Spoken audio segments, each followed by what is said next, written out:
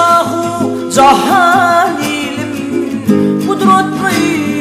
yiğittim hani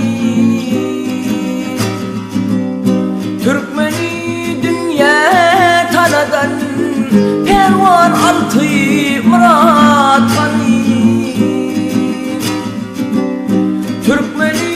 dünya taladan pervan altı murat hani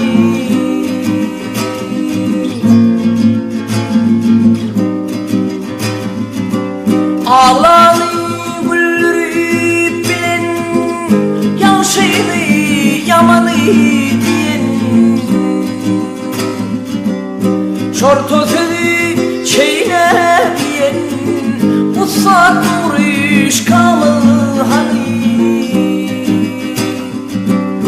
Şortu sözü çeyne diyen Usat uğruş kalı hani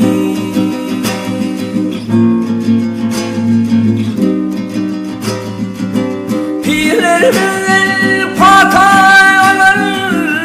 Fıngot için dünya gelin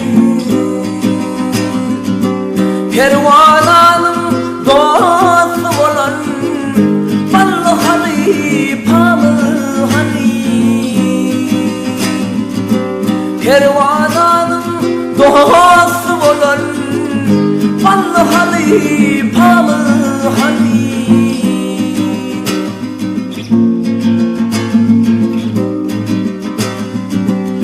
Bağlı